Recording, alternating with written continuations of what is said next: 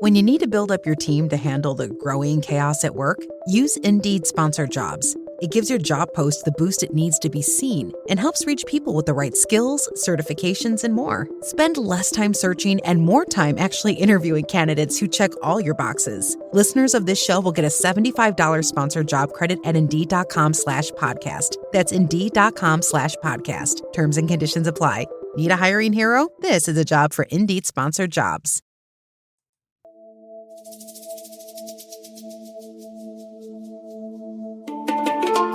Welcome to The Modern Taoist with Kip Man. Ancient wisdom, modern life, and the way. Join the free Modern Taoist community on Patreon at patreon.com/themoderntaoist or visit the website at taoananda.com. And now, The Modern Taoist. Hello, and thanks again for coming along at another episode of The Modern Taoist. My name is Kip Man. Thank you again. Like I always try to open every show with a thanks because, it's just an incredible response that you guys have week after week. So thanks for the comments. Thanks for the emails. Thank you for coming along on the journey. Thanks for joining us over on the Patreon page. We got more and more people over there every day. Participate as much as you choose over there. It's absolutely free, and there is more talking amongst yourselves than there is me. I try to pop in there every now and then, but it's just a fun place, kind of a cool thing. Patreon.com/themoderntaoist. If you'd like more information about anything else, taoananda.org, DAOANANDA.org. Today, we're going to talk about, sometimes when I put together an episode, it is because of a question I got. Sometimes it's because I go through my notebook that has, hundreds of ideas for episodes because I'll just pick one today. And sometimes it is because I am doing some studying myself, for myself. And I run across something and go, you know what, let's just do a whole episode about this. And today is one of those days. It is about chapter 10 of the Tao Te Ching, which unless you've read it, that means nothing to you. Most people have no idea what I'm talking about. Lao Tzu does a lot of making statements in the Tao Te Ching. In this particular one, he starts with asking. And the question he asks in this particular chapter is, first of all, this chapter is, to me, kind of one of the strangest chapters in the book. It kind of, because it is questions. And the questions in this case are not rhetorical. It's a genuine inquiry of the reader. And the questions are, I will give you them right now. Can you carry your body and soul together without separation? Can you focus your energy until you become as soft as a newborn child? Can you polish the mirror of your mind until no dust remains? Can you love people and lead them without imposing your will? Can you govern without interfering? Can you give birth and nourish without possessing? Can you act without expectation and lead without controlling? And most people read that and go, yeah, boom, that's exactly what I'm trying to do. And then they move on without realizing that he's asking these as questions, not as affirmations, right? They're not descriptions of an achieved state, but it's a real question as to whether you are doing any of these things or just imagining that you're doing them. This chapter, more than all other chapters, I believe, is the one that requires the most honest self-reflection. Requires the most honest look at the gap between the life you think you are living and the life you are actually living, between the person you understand yourself to be and the person who shows up in a random moment on an ordinary day. So, as we go through these questions, picture your life. The first question: can you carry your body and soul together without separation? So whenever I read that one, I just kind of, oh gosh, because it's like something on a wellness retreat poster. Like, can you carry your body and soul together? But in the context of Lao Tzu's time, it is something very, very relevant. Now, the separation he's describing is not metaphysical. It is the separation that happens when a person is physically present in life, but internally somewhere else. And this, unfortunately, is our default. We've talked about it before. The body at the dinner table, the mind at the office.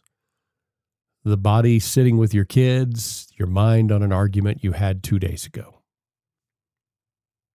Or even worse, and I maintain that we've had the question before of what do you do when you're trying to be present? What do you struggle with the most? Do you struggle with looking towards the future and worrying about the future, or reliving stuff in the past? I believe it's more damaging internally to look at the future, to have expectation. And that's one of the things he's talking about here as well. So it's not just is your mind elsewhere like the office or something that happened this morning. He's also, is your mind composing a scenario that most likely will never occur? But again, most people live like this because it is our default. The body is present. The human being person inside is not. And this is where chapter 10 starts because it's foundational. This is a foundational question in Taoism. You've heard me talk about it multiple times before because it is the thing. If there's 3 or 4 questions that define Taoism, this is probably the most important one. Are you present, or is your body present and you are elsewhere? Everything else in this chapter, the clear mind, the softness, the ability to love without possessing, all of that depends on this thing. So that's why this question is first. Because a person who is not present in their own life cannot love the people in it without having conditions. Because they're too busy managing the life from a distance instead of inside of it. And our version of this separation has a driver, has an issue that Lao Tzu did not have to deal with.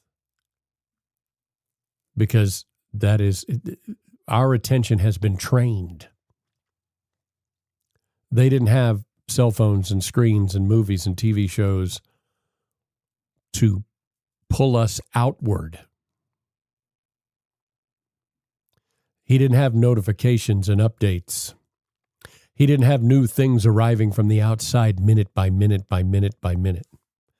And that training that we have now dealt with for 30 years or more doesn't switch off when your phone is face down on the table. We have a habit of pulling outward, where our body is here, but our attention is already halfway towards the next incoming thing. So can you carry your body and soul together? In practical terms means this: be where you are. Be here now. This is not a spiritual goal. It is a daily, repeated, often failed and returned to practice of all Taoists. Putting the attention in the same place as the body. In the room, inside the task, with yourself. Rather than distributing yourself across everything else that is competing. A parent that sits with their child after school is actually sitting with their child, not composing a reply or half checking your phone. Sit with the child and doing something that sounds ordinary. And in this current climate, it is genuinely difficult. A partner listening to the end of a story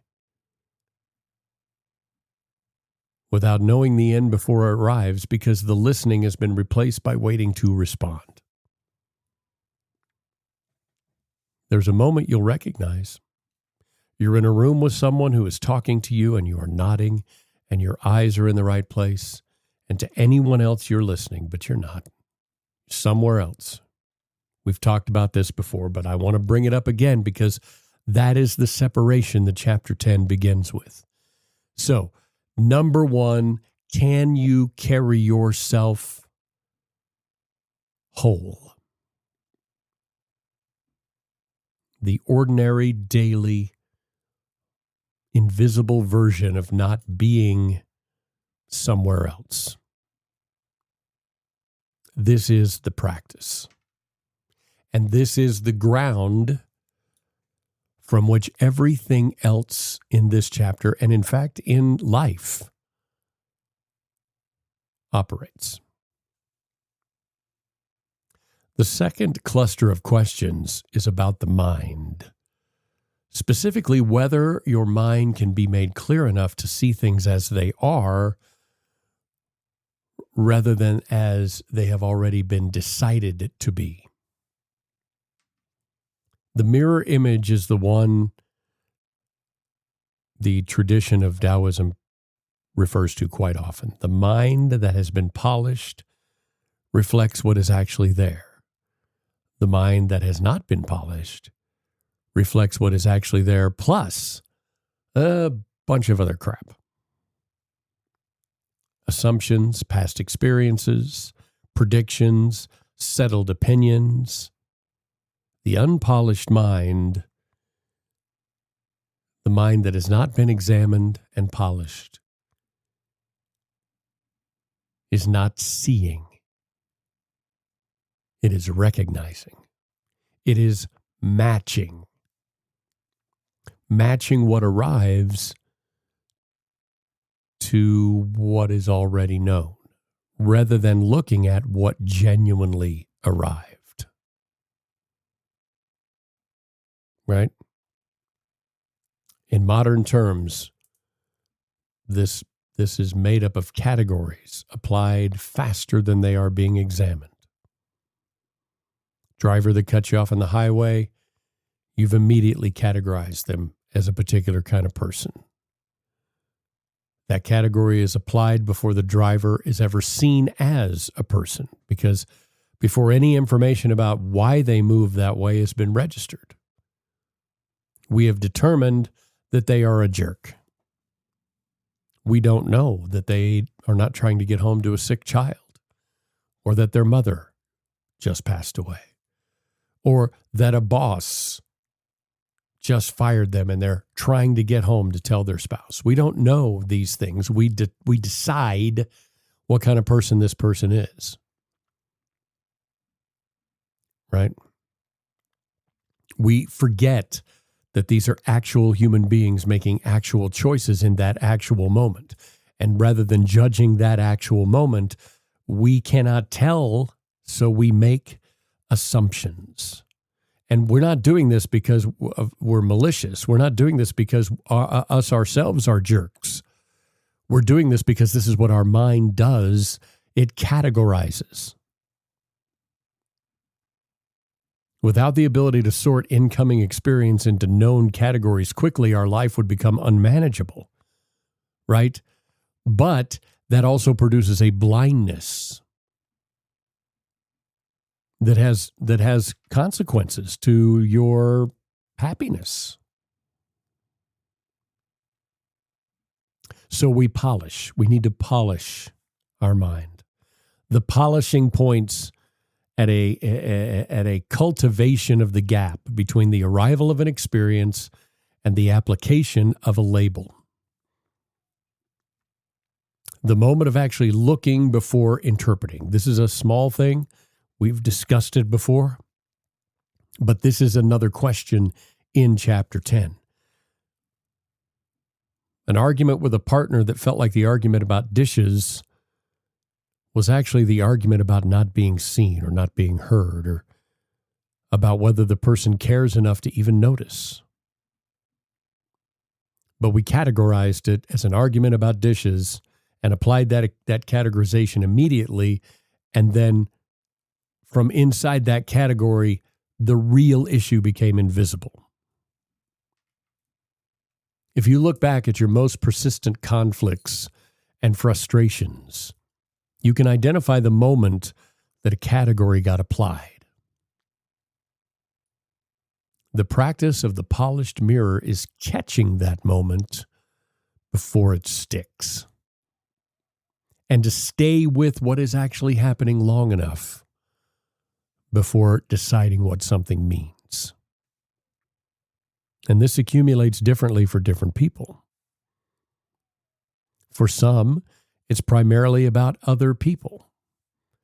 We settle on how certain people are.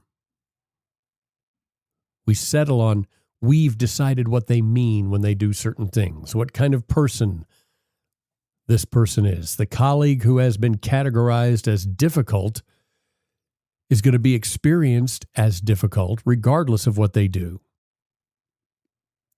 You have a family member that you have categorized as someone that just doesn't understand. Well, they're never going to be understood, even on days when they're genuinely trying. Because you've already decided they just aren't going to get me. Sometimes this issue is internal. We make decisions about how we are. A person who has decided they're bad at speaking in front of groups will be bad at it partly because they've already decided how they are before they open their mouth. The person who has decided they are not creative enough to recognize creative thought, well, then they never will. Because creative thoughts do not arrive announcing themselves as creative. They just arrive as ordinary thoughts. And an uncategorized mind picks them up and follows them. The categorized mind files them and ignores them. The mirror is not polished once and then kept clean. The dust is always settling. The practice is the returning. The practice is the returning again and again and again and again and again to the actual moment, the actual person, the actual situation. And then we get to the middle section of chapter 10, where it says, and this is where a lot of people get really uncomfortable. Because we do this without realizing we do it. And when that mirror gets flipped on us, we go, oh yeah, I do that. And Lao Tzu asks, can you love without possessing? Can you act without expecting? Can you lead without controlling? These are descriptions of a quality of care that is genuinely for another person rather than for the other person's response. And the difficulty in doing this is not, it does not mean you have this massive character flaw. Okay? Because it is very predictable consequence of living in a world where love and care and investment have become tangled with need. The need to be needed, to be appreciated. But more importantly, we have developed this internal need to have our emotional investments returned to us in a form that confirms that it was worthwhile. Right? A parent who has given everything to their child needs the child to acknowledge it. Not just once either, but regularly. Visibly. In a way that confirms that they understand that you made a sacrifice. Now, the parent doesn't describe this thing as what they're doing as needing anything. They describe it as being loving. But underneath that loving, there is an account being kept. And when that account is not settled, the adult child is too busy, too self-involved. What surfaces is not a disappointed love. It is a need for validation. Right? Many of us have had friends who are unfailingly there all the time. They show up. They remember. They give time and attention and genuine care. They notice. They adjust. The adjustment is subtle, and the friend doesn't call it conditional. But we've all known this person. However, there is a ledger running. The entry for today's support is there. And when the ledger stays unbalanced, the friendship dissolves.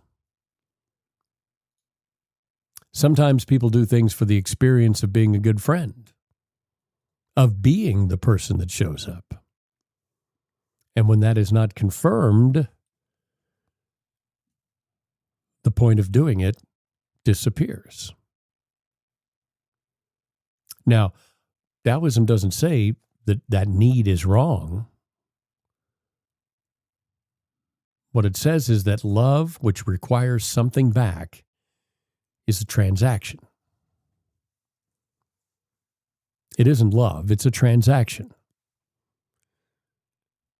And that matters because the transaction produces a dynamic that both people feel. One person giving and tracking, the other person receiving and sensing the tracking. The tracking is invisible, the presence is not. You know, you can always feel when someone is keeping a scoreboard. You just don't know what it is. You can't really pinpoint it, but you feel it. Love without possessing is not the suppression of need. It is the examination of what the giving is actually for, whether it is for the person receiving it or whether it is for your experience of giving it. That examination is very uncomfortable. Most people avoid it. Which is why Lao Tzu asks the question. Because one thing he was great at is not really caring whether it made you uncomfortable or not. He wants you to be honest. Ask honest questions of yourself and give honest answers to yourself. That's what Taoism is in a nutshell. Right? And then the last part of chapter 10 is about how people manage the things in their life.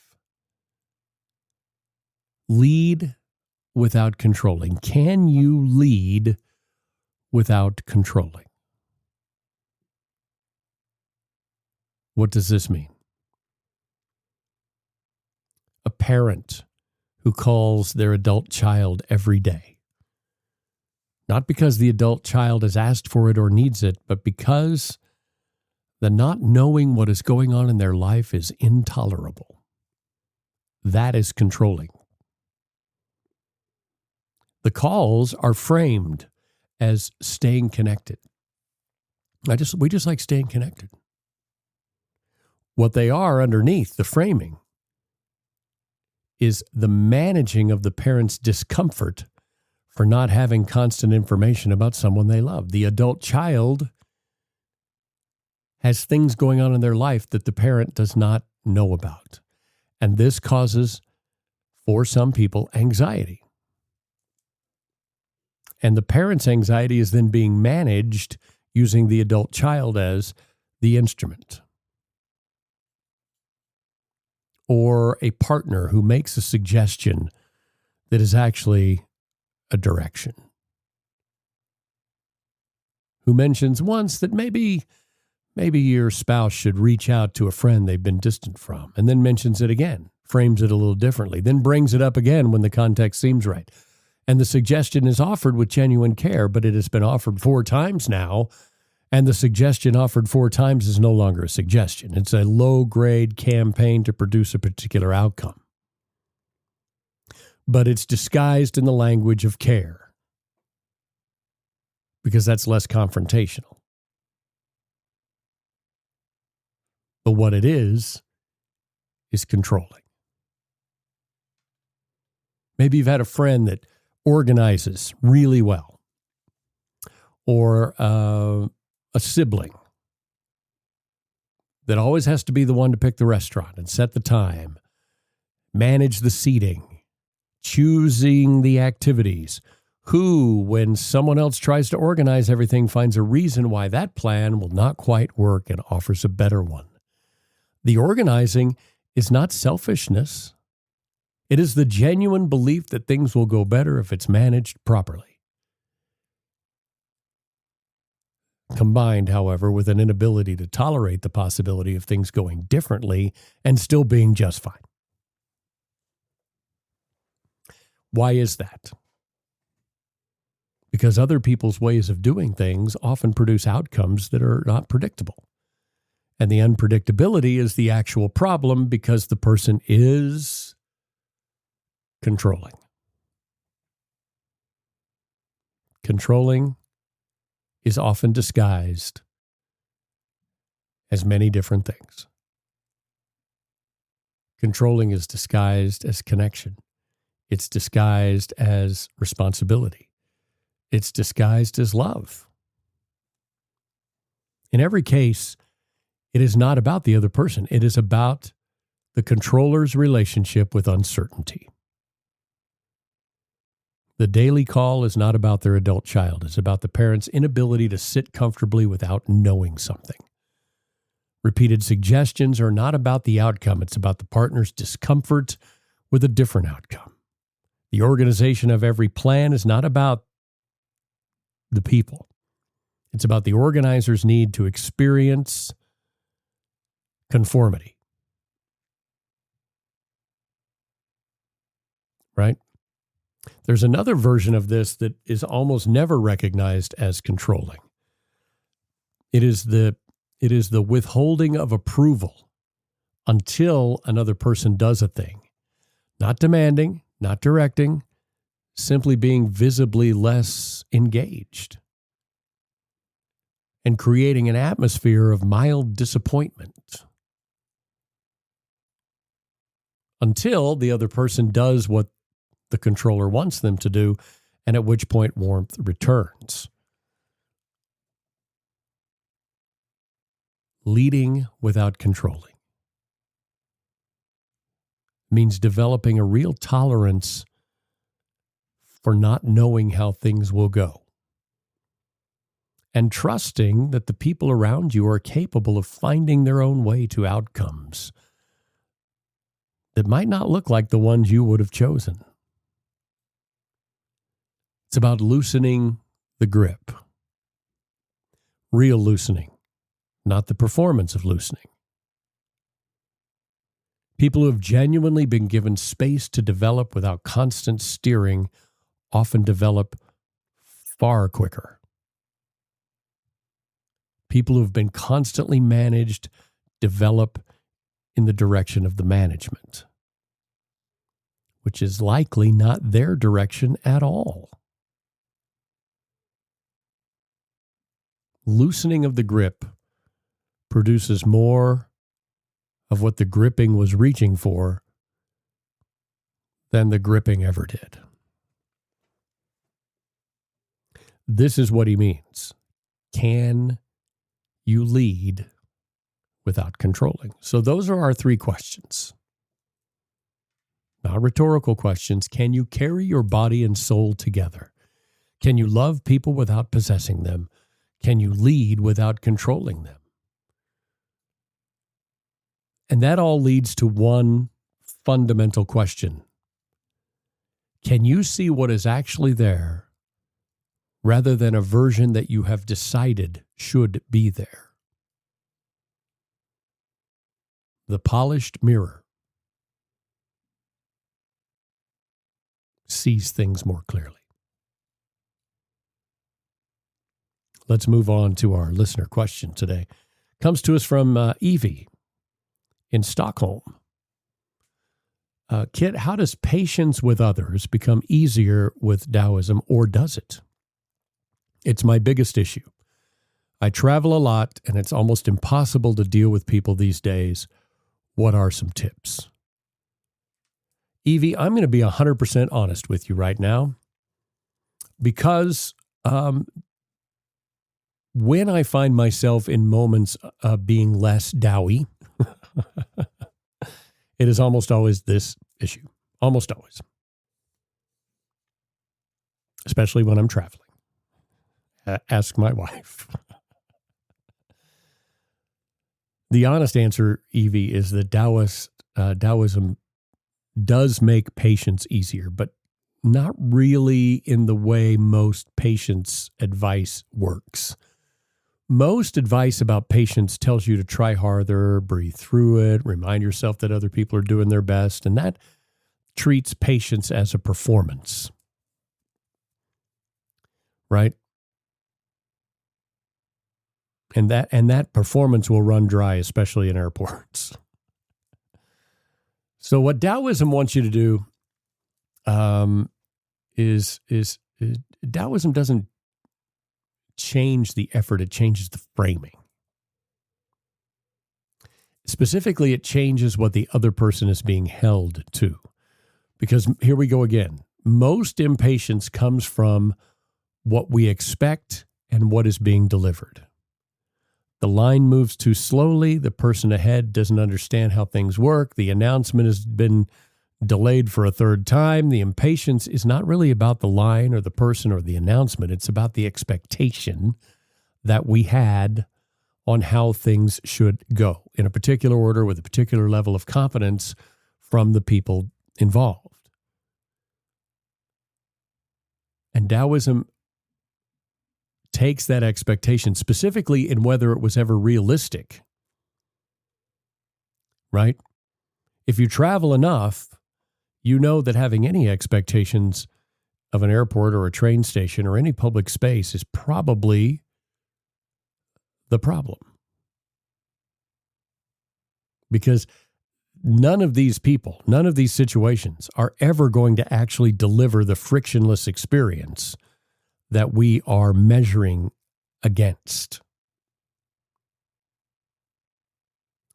So the person who's been moving through a security line as though they have never encountered a security line before is not an obstacle to your journey. They are a person navigating something at their own pace, with their own history, with their own level of familiarity with that specific process. Maybe they're jet lagged. Maybe they're sick. Maybe they're traveling for the first time. Maybe they're traveling for a reason that has taken everything out of them. The goal is to remember, the key is to remember, rather, that they are not performing incompetence directed at you. They're just a person moving at the speed in which they move, in a way in which they move, and the story that they are in your way is a story that you and I are bringing to the situation. After all, they were there first. They're in front of you. This connects directly to the polished mirror question. The impatience is almost always the category applied before we have seen the actual person for who they are. Slow traveler at security, incompetent person on the train, tourists taking too long with their Google Maps. These are things that we put into categories. We don't have any idea who this person is or what they're going through, but we've slapped a label on them. And we've reduced that person from a human being to a function that they are failing to perform for us. They are not our dancing monkeys. They're living their own life, trying to get through it the best they can. So, if there is a practical shift, it is notice what you are expecting before the impatience arrives, not during, because during is too late. Because once impatience shows up, it's hard to get back in line. It's hard to get back lined up. So before you get in line, before you get on the plane, notice an expectation that you have running in place. Notice that expectation and put it aside. Change the expectation. Understand that you've decided this will be smooth. You've decided that people are going to know what they're doing or the process will cooperate. You've made the unrealistic expectation. Most of the time, none of that's going to happen. So we don't do this from trying harder. We do it from trying less. You see? Your Taoist assignment for this week. Pick one of the 4 questions in Chapter 10 and carry it through the next week. Can I love without possessing? Apply this to a real relationship in a real moment. Where specifically is the possessing? Where is the condition? Where is the expectation of a return on my emotional investment? Or can I be present without separation? When did the body and the mind separate? What pulled them apart? Was it the phone? The planning? Was it looking backwards? Or was it looking forwards? Notice when you do that. You don't need to resolve anything. The questions in Chapter 10 are not the kind that get answered once and put away. It's a hard episode to listen to. It's a hard episode for me to convey because these are difficult questions that we have to look at honestly about ourselves. These are the kind of questions that get asked of us again and again and again across enough time that what changes is not the answer, but the honesty. The honesty gets more directed. What becomes visible is a more accurate picture of the gap between the life being lived and the life that the chapter is pointing towards. And that gap is where the actual practice lies. Chapter 10 is a chapter of questions because Taoism is not interested in whether you have the right answers. It's whether you are willing to look honestly. Can you carry yourself whole? Can you see what is actually there rather than the version that you've already decided upon? Can you love the people around you without the love being secretly for you and not for them? And can you influence without that influencing be driven by your own discomfort for how things would go if you left it alone? These questions don't resolve. They get deeper. The person who's been asking them honestly for 5 years is no closer to being able to answer yes with confidence. They are closer to understanding how much the questions contain and how much life can be built in the practice of returning to alignment with the answers. That is the practice. A little shorter this week. That's okay. If this one helped you in some way, please carry it into next week and pass it on. Send it to whoever might need it or whatever came up. These are always the conversations we like to have.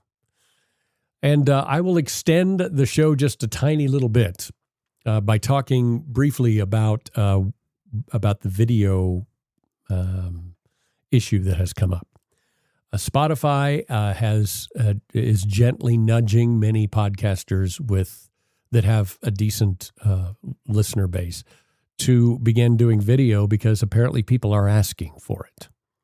We did a little poll on Patreon, and basically the results of that poll are: I would rather have audio only, or I'd rather have both. Okay. Asked and answered. And I hear you. So we will attempt to put it together. I'm still not 100% convinced that it is something we will do all the time, but we're going to give it a shot here in the next 2 or 3 episodes. We will give it a shot and see how it works out. And if it is something that you guys like or that I like doing, because let's face it, if it's bad for one, it's bad for all of us. If it's bad for me, it's bad for you, I promise. And truthfully, if it's bad for you, it's bad for me. I don't want to do it. And it doesn't sound like it should be a big deal, but I think we've got it figured out, so I will let you know. In the meantime, join us over on Patreon. It's patreon.com/TheModernTaoist or over on the website, dawananda.org. If you're interested in private guidance, there are some openings available there as well. It's DAOANANDA.org or .com. And until next time, I will see you right here on The Modern Taoist. Thanks for listening to The Modern Taoist with Kit Man. Join the free Patreon community at patreon.com/TheModernTaoist and subscribe to the podcast for new episodes every Tuesday and weekend Taoism check-ins every Friday. Visit the website at dawananda.com and don't forget to like and follow us on whatever platform you find us.